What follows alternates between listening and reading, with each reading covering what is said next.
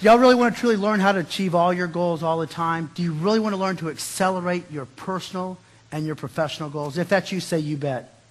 All right, well, we're in the right place, and let's get started. Well, Jim Jones was walking down the airport terminal, heading to catch the 220 to Boston. And as he was going along, he comes across a scale that says, your weight and your fortune, 25 cents. Jim figures, what the heck, reaches in his pocket, pulls out a quarter, steps up on the scale, drops in the quarter, and the scale says, your name's Jim Jones. You weigh 185, and you're catching the 220 to Boston. Well, Jim steps off that scale. It's the most amazing thing. Looks right, left, looks up and down the back. Jim is convinced it is some kind of a trick. But Jim's got an idea. He reaches in his pocket, pulls out another quarter, steps up on the scale. Only this time, Jim pulls his hat way down over his face. He drops in the quarter, and the scale says, your name's Jim Jones. You weigh 185, and you're catching the 220 to Boston. Jim steps off, straightens out his hat. That is the most amazing thing he's ever seen.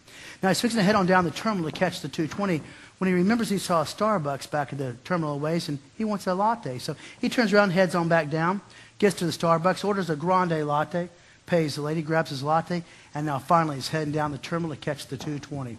As he goes along, he comes across that scale again, and Jim just can't resist. Reaches in his pocket, pulls out another quarter, steps on the scale, drops in the quarter, and the scale says, your name's Jim Jones. You weigh 185, and you just missed the 220 to Boston.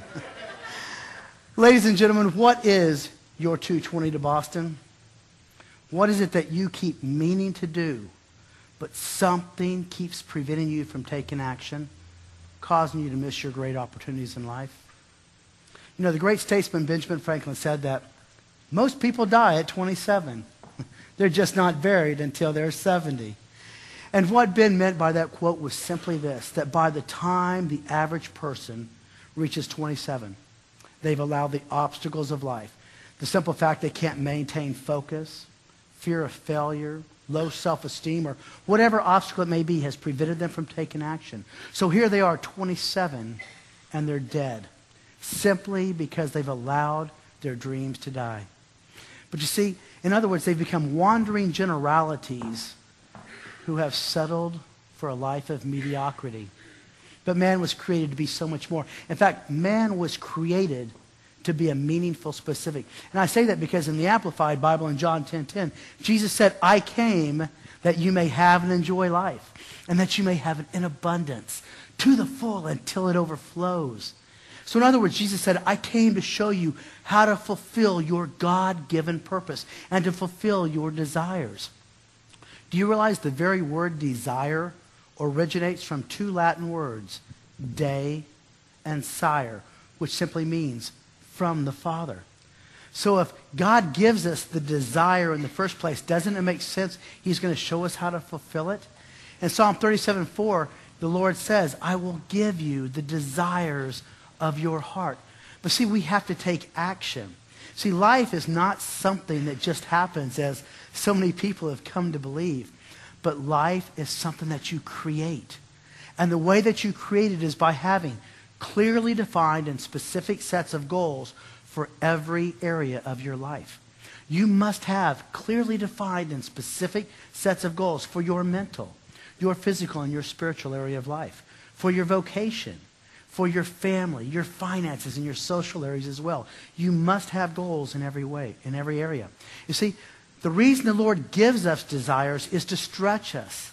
It's to cause us to grow. It's to make us become so much more than we are today.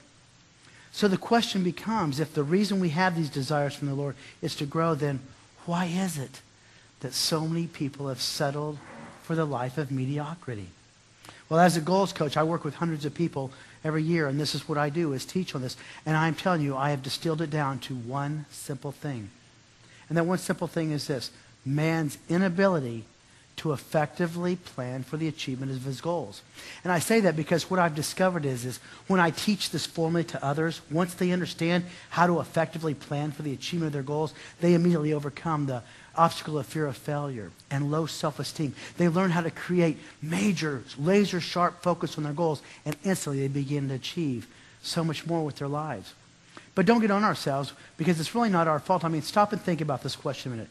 Were you ever taught in school how to set goals that are congruent and relevant to your life, and then how to effectively plan for their achievement? No.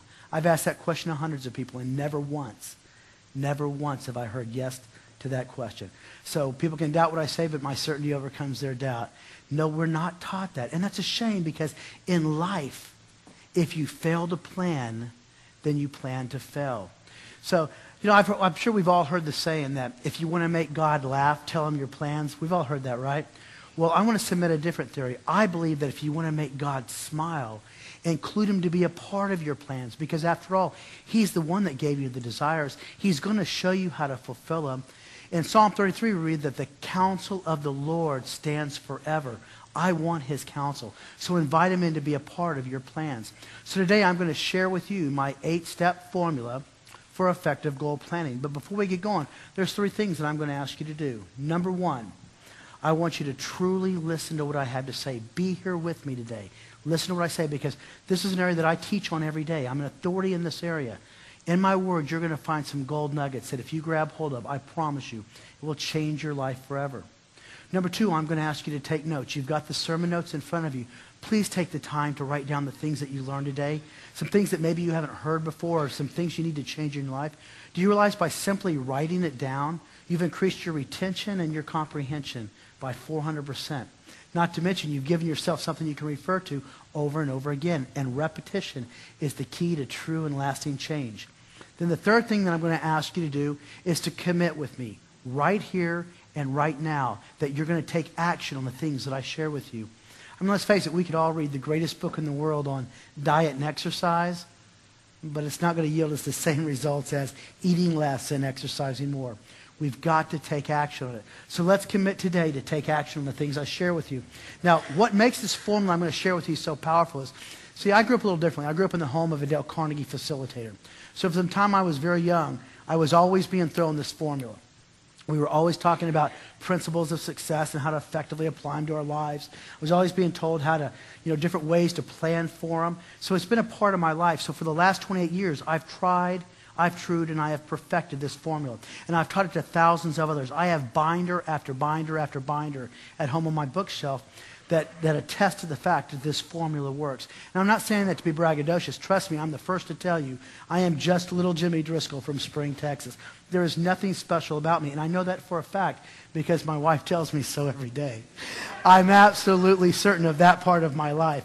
But I do know that the formula works. And the reason it works is because it is based upon the sound principles